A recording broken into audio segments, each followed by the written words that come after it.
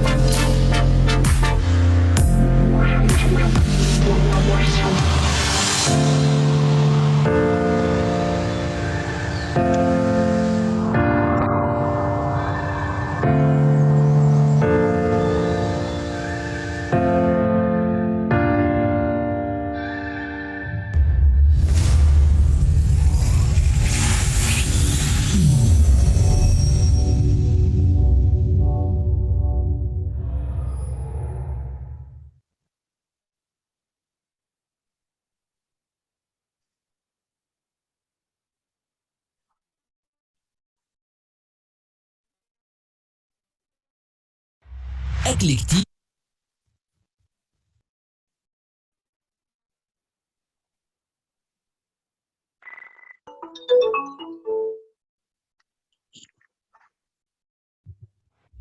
أكل كتير، رغي كتير، شغل كتير، انفلونسرز كتير، جيمز في الحمام، هاي سكور، تلفزيونات في الجيم، مابس في العربية، سكرينز. بنقضي نص اليوم باصين على سكرينز، وده ممكن يأثر على العين ويسبب لها جفاف. استخدم بولي فريش قطرة لجفاف العين وخليك في البيت.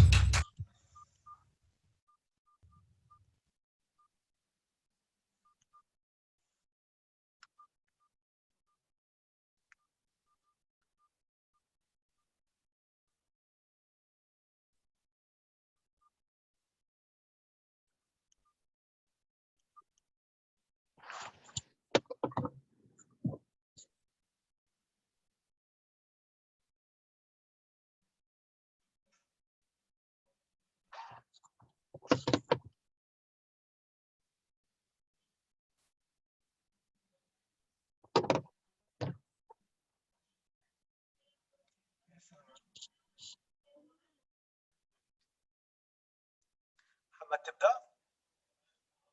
بنبدأ مباشرة.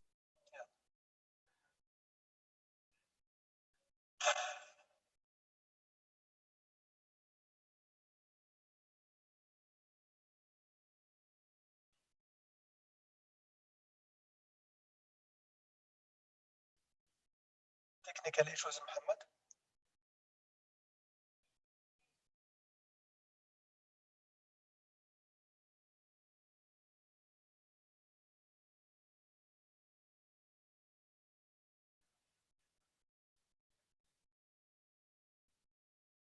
Few seconds while our moderator is reconnecting.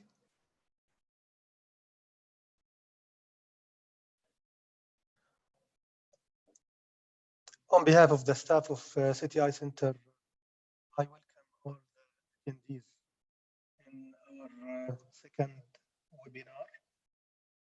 This night we will talk about cases in Neuro-Ophthalmology. محمد شو وضعك؟ احنا جاهزين. يلا اوكي. Okay, so I would like to present our speaker tonight in this neuro-ophthalmology webinar from City Eye Center, Dr. Ibrahim Saeedat. Dr. Ibrahim Saeedat finished his undergraduate studies in the University of Jordan in Amman, and then completed his ophthalmology residency in the Jordanian University of Science and Technology and the Ministry of Health Hospitals.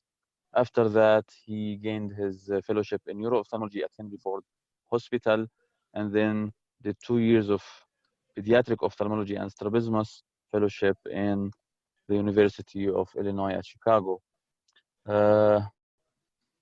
Coming back to Jordan, he worked at distinguished institutes and hospitals in the private sector, culminating finally in founding and managing City Eye Center, currently in Amman, Jordan, one of the most distinguished specialized eye centers in Amman. So without further ado, let us begin our talk tonight. Dr. Ibrahim. Thank you, Muhammad, for the presentation.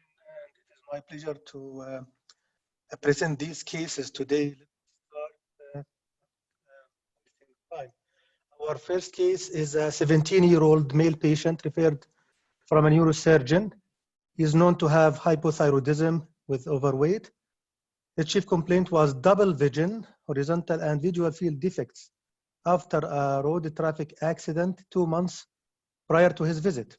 He had multiple skull fractures, including frontal and basal skull fractures with CSF leak. On exam, his visual acuity was 1.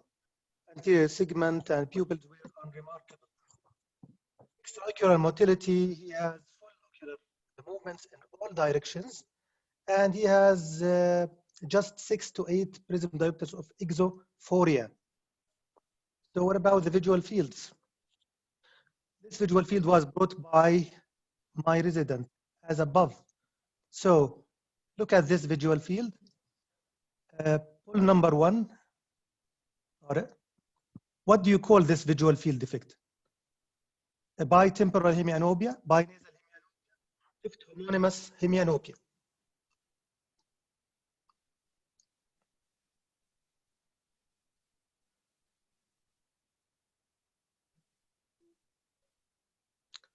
So we will wait a few seconds.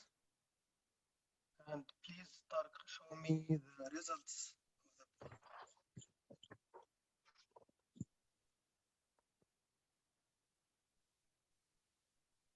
So yes, this is a binasal hemianopia. Good. Most of you the right answer. The most common cause of binasal hemianopia is wrong orientation of the visual fields. Usually, in visual fields, we hold the right in the right and the left in the left. And unless you do that, you will have a great problems in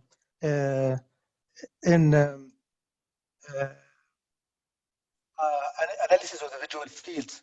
So our patient has bitemporal hemianopia. Binasal hemianopias are very rare. They occur with sometimes giant aneurysms and some ocular problems. But by far, bitemporal hemianopias are more common. Endoscopy, what do you notice? This is one of his optic discs. Both optic discs looks like this. What do you notice in this optic disc? What do you call it? Is pull number 2. What do you call this optic atrophy? Again.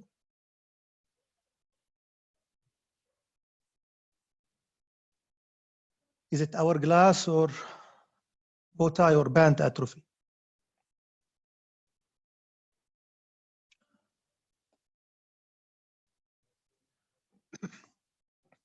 Results of the poll. Yes, this is a bow tie atrophy. and it is called like this because it resembles a bow tie. This is one of my mentors, Dr. Dimitri Azar, a distinguished Lebanese-American doctor in University of Illinois at Chicago. He always wears his bow tie. So this is a bow tie atrophy.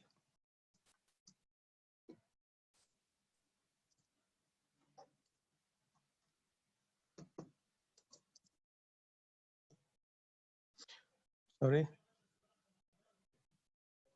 system is frozen.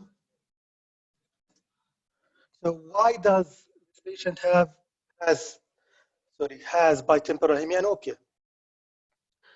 As you know, the optic chiasm is approximately 13 millimeter wide and is formed by the emergence of the two optic nerves. Superior crossing fibers pass posteriorly and enter the superomedial ipsilateral optic tract before looping forward to the cassette and enter the contralateral optic tract. So the uncrossed fibers, the temporal retinal fibers, maintain their relative position at the lateral aspect of the optic chiasm. Nasal macular fibers cross primarily in the central and posterior portions of the optic chiasm. So you have this, for example, pituitary adenoma or acellular meningioma causing this visual field defect. And usually with these lesions, the defect starts from up and goes down, opposite to craniopharyngiomas, for example, where the defect starts from below and goes up. We have this junctional scotoma. This is something totally different. And we have sometimes central hemianopic scotomas. So lesions that affect the optic chiasm include, as we said, aneurysms, craniopharyngiomas, distension of the third ventricle, and obstructive hydrocephalus, optic nerve and chiasmal gliomas, meningiomas, demyelination, trauma, and pituitary tumors. Pituitary adenomas, as we said, are by far the most common pathological lesions involving the optic chiasm. So bitemporal hemianopias are classically like this. This is the textbook bitemporal hemianopia, but in real life, it is not. Usually, pituitary adenomas start like this, or even they extend and pass the midline. But rarely we see the classical visual field defect as written in the textbooks.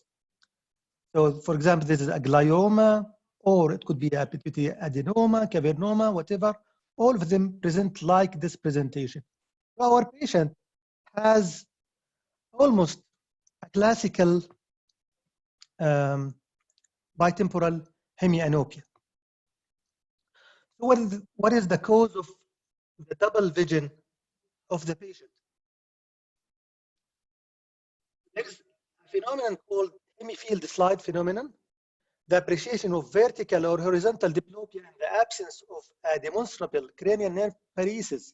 Notice that our patient did not have any cranial nerve paresis, just few prism diopters of exophoria. An early symptom of gross bitemporal hemianopia. Patients have difficulty in maintaining fusion due to significant reduction in the binocular field and loss of corresponding retinal points.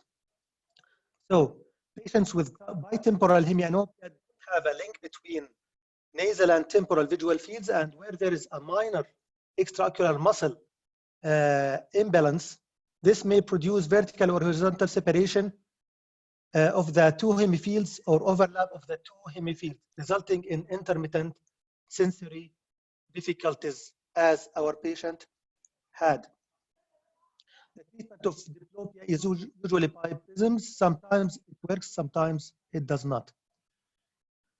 What is the cause of his third problem? The bow tie atrophy. We know that the nasal fibers come to the nasal temporal aspect of the disc, nasal means nasal to the fovea. Okay. So whenever these fibers are disrupted here by, for example, a trauma, the band atrophy will happen. So that will lead us to an important topic in our part of the world. I mean, in the Gulf area, Saudi Arabia, and in Levant. Look at these guys. What kind of visual field defect those guys have? Look at this and look at this. We have what we call associated bitemporal field defect. This happens only in our part of the world. And the importance of that is the blind spot when they drive is larger than usual. So probably they there may be more road traffic accidents in our part of the world due to this, because they have more visual field defect and blind spot than others. This is Abu Sagir. He has a left hemifield defect. He cannot see the mirror. The take-home message from this is never drive in the vicinity of those guys, because you might be in trouble. Good. So case number 2, a 38-year-old male patient, medically free, complains of blurring of vision for the last 3 months with horizontal double vision for 1 month, more in the right gaze. Review of system is free. On exam, visual acuity is 1, no RAPD, anterior segment unremarkable, extraocular movements and balance, 2, delta isotropia in a primary position that increased to 15, delta on the right gaze, limited abduction -1 on the right gaze. The fundus, look at this fundus. What do you see? Swollen optic disc, both eyes. So what is the next step? Pull number 3, please.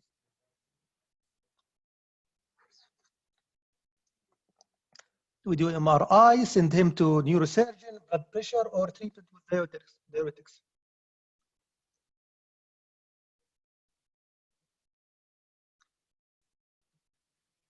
Results, please.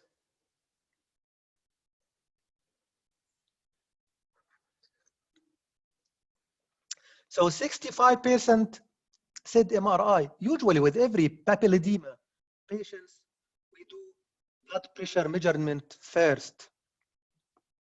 Good. So measuring the blood pressure is very important for hypertensive papillopathy. Sometimes these patients will go to stroke in no time.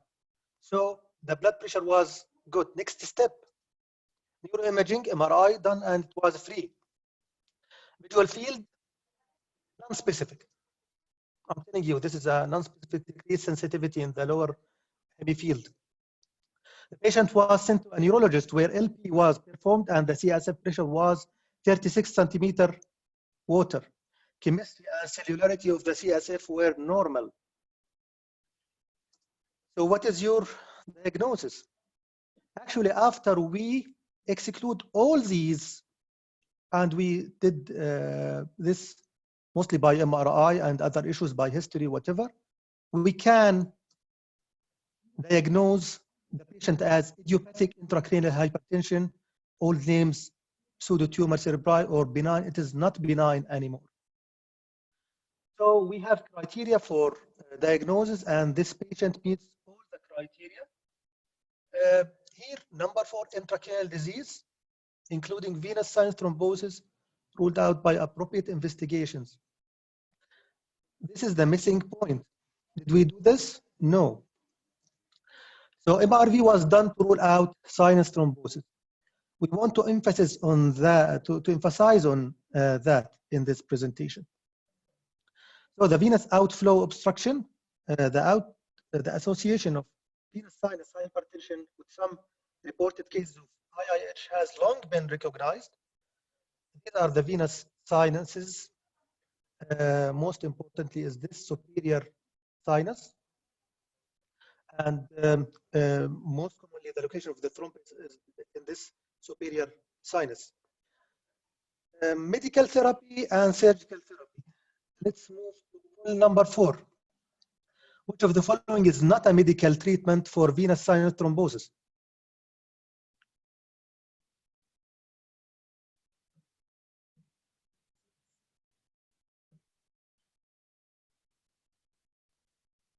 Results, please.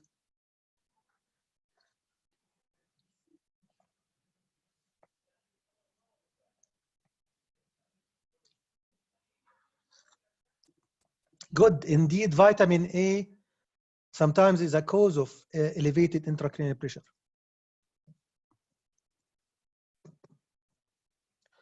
So medical treatment, it has been shown that loss of 5 to 10% of body weight is often sufficient for optic disc edema to regress. Symptoms resolve and vision improve. Also, Diamox, Lasix, sometimes pulse steroid therapy in acute cases, and Topamax also have good results. Surgical treatment, lumboperitoneal versus ventriculoperitoneal shunts. Sometimes we have technical difficulties and the risk of shunt revision and obstruction. Optic nerve sheath decompression surgery by fenestration. Look, reduction of the pressure. Basically, when the patient does not have headache, only eye problems. Post-op complications up to 50%. Poor visual outcome in about 2%. And we can use mitomycin to decrease recurrence and failure rate. This is the procedure, the fenestration. The fluid will gush from here and the pressure will go down. Repeated LPs is controversial, it is obsolete. Number 5, which of the following is a true optic disc swelling due to papilledema? A, B, C, or none of the above?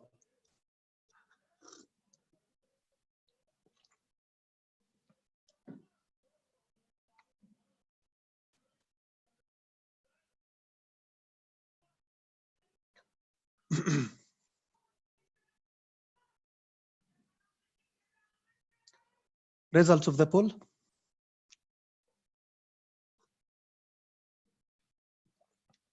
Good. So this is a tough question, actually. We don't judge on papilledema on the appearance only. It is tough. Sometimes we need proper history, TVOs, tinnitus, or whatever, and investigation and thorough evaluation of the optic disc by many tools. And then we see if there is a space occupying lesion, or if there is increased intracranial pressure, and then we say this is papilledema. Actually, none of these is papilledema. The first one is hyperopic disc. The second one is myelinated nerve fiber, and the third one is a drusen.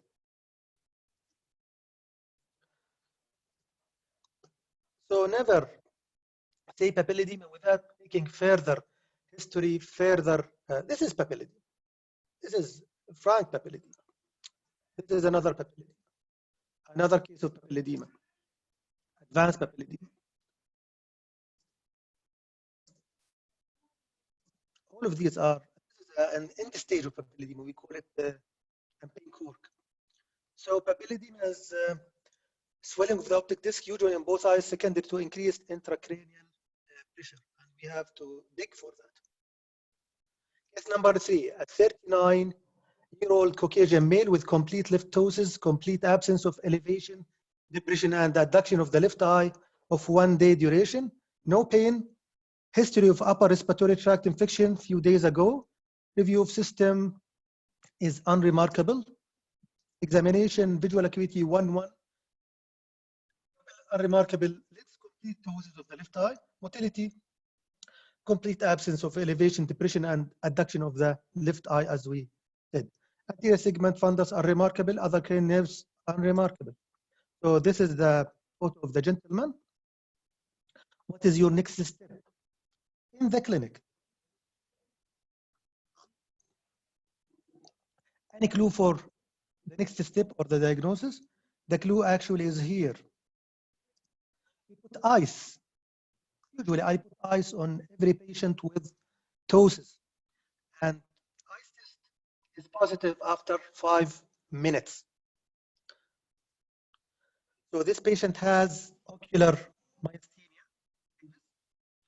Ocular myasthenia is a subtype of myasthenia with weakness that is clinically isolated to the periocular muscles, including the extraocular levator palpebrae superioris and orbicularis oculi muscles. Although half of all myasthenic patients initially present with purely ocular involvement, only 12% to 15% continue to demonstrate the disease localized to the ocular muscles. And the ice test is a rapid, safe, and inexpensive test for myasthenia gravis with a reportedly high degree of specificity and sensitivity. It is believed that cooling reduces acetylcholine receptor acetylcholine activity, which increases the amount of available acetylcholine at the neuromuscular junction. Look at this table. This table is very important. Any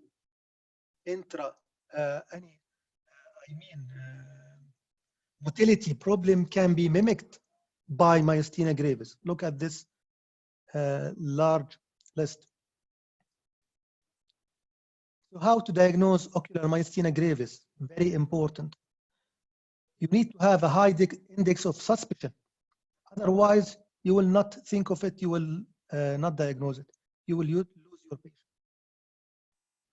So point number 6, what is the best test to evaluate ptosis in myasthenia gravis?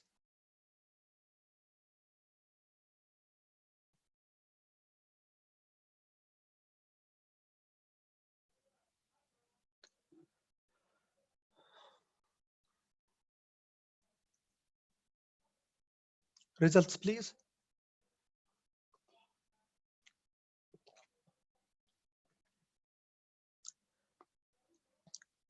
Well, 48% tensilon test. Let's see. So the ice test is 90% for ptosis, sensitive, and 100% specific, related to tensilon 86, 83, or even single fiber. 62 to 100%. So ice test is very useful, very simple, and you can do it easily in the clinic. Case number 4. This is a very recent case. This is a 35 years old female complained of abnormal eye movement that appeared recently. Best corrected visual acuity is 1, pupils, no RAPD. So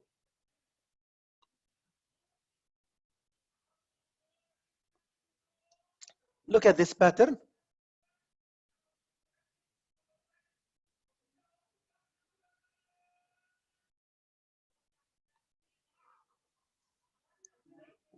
Again, so abducting nystagmus, decreased adduction, and the same in the other eye. Okay. So pull number 7. This clinical picture resembles with which condition most? Which condition most? Bilateral third, bilateral sixth, bilateral INO, perino syndrome.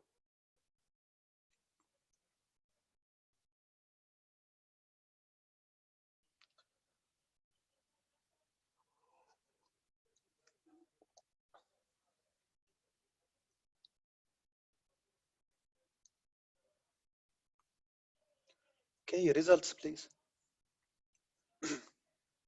Yes, this is bilateral INO, 77%. Got it right. Good. So what we do usually in bilateral INO, what is your next step? Brain MRI with IV contrast, and it is free. What is your next step?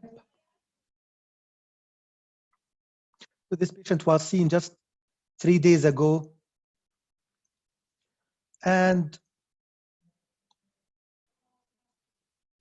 knowing the remote possibility of myasthenia gravis, I ordered acetylcholine receptor antibodies, quantitative, because sometimes unilateral or bilateral internuclear ophthalmoplegia can be mimicked by myasthenia gravis.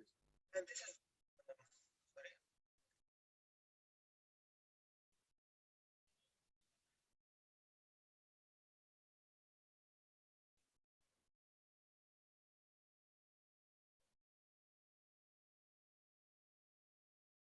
the result.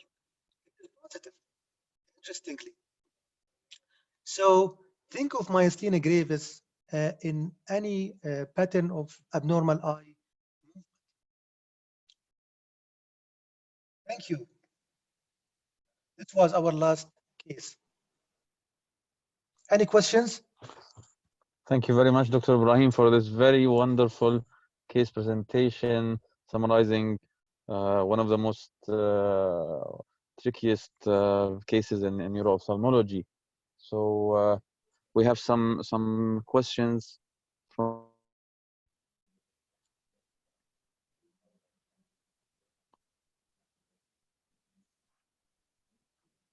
This is one question about the last case, bilateral internuclear ophthalmoplegia. It says, okay, so if it's myasthenia gravis, you treat the myasthenia accordingly, but what about the nystagmus? Is it necessary in the diagnosis? Does it improve with treatment? Well, yeah, if it is an I&O picture, it's an I&O picture.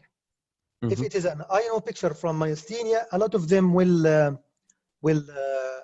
improve. Unfortunately, the treatment of myasthenia with mistinone is good for ptosis, and it is not that good for other patterns like I&O, sixth nerve palsy, third nerve palsy.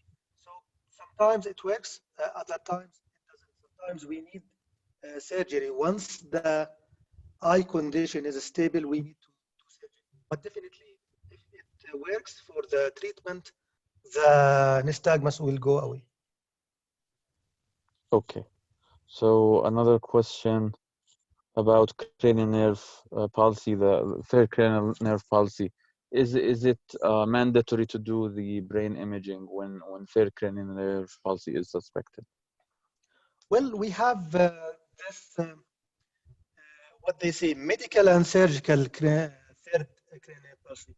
When you see pupil involvement, you have to do some sort of neuroimaging plus angiography, MRA or CTA.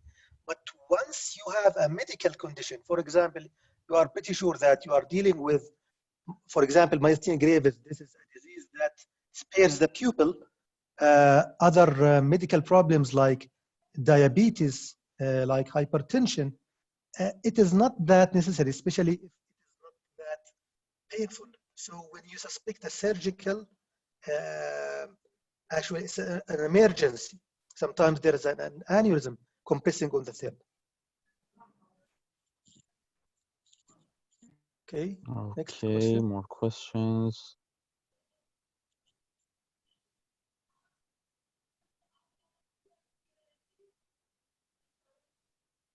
About the eyes test in ptosis,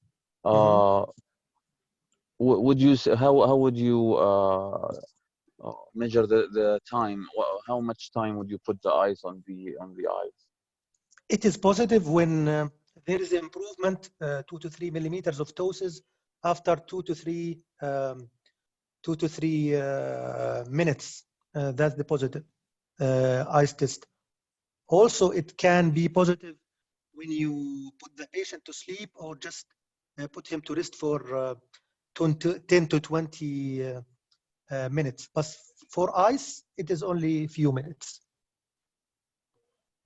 It is not necessary to be ice. It can be cold water. Sometimes I get a Coca-Cola or a Pepsi can from the supermarket if I don't have ice in the clinic. So it has to be something cold.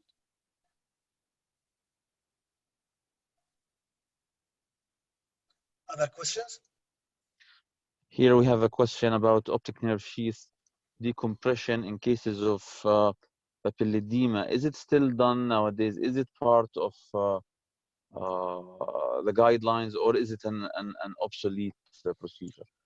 It is still done. It is still done. If done by a good surgeon, orbital surgeon, it will work. And it can save the patient a lot of misery from the VP or LP shunt because it's a localized procedure. But sometimes it fails. So if it is done in a proper way, it is very good, especially if the patient has only eye symptoms, as we said. If he doesn't have tinnitus and headache, only eye symptoms, it is even better than the lumboperitoneal or VP shunt. I believe we have an audio question from Dr. Samer Kharma. Can we get him online, please?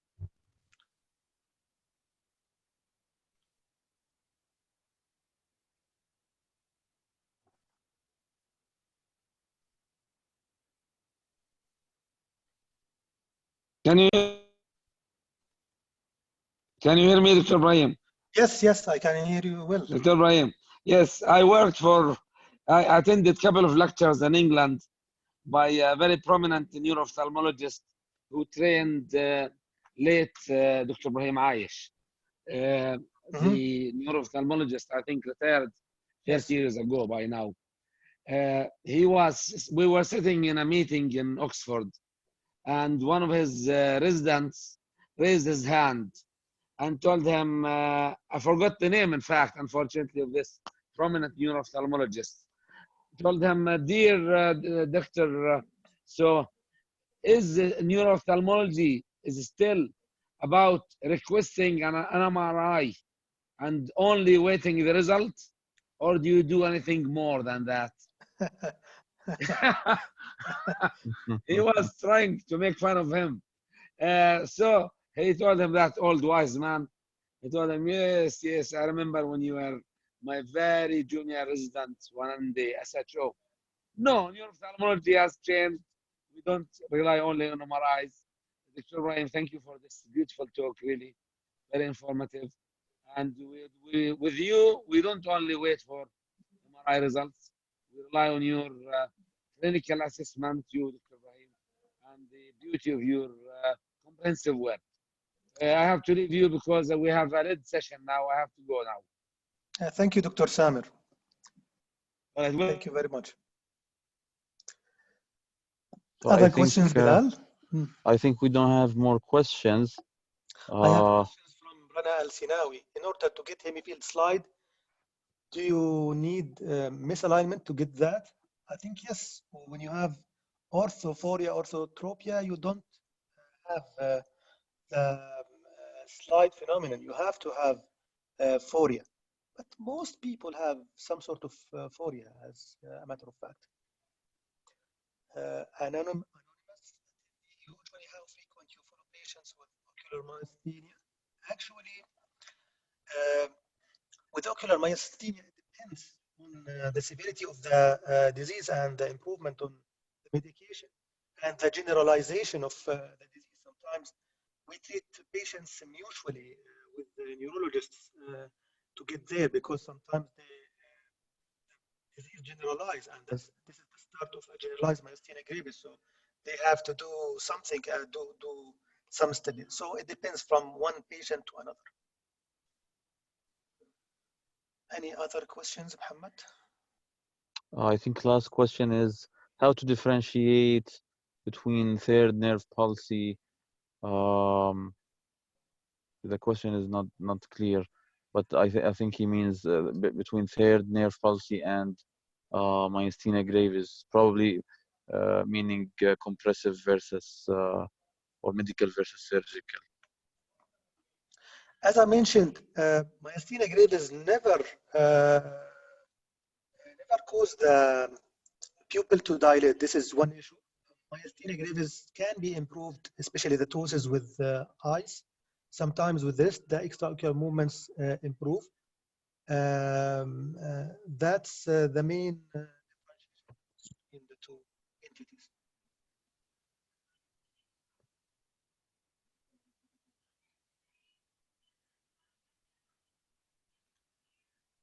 Questions?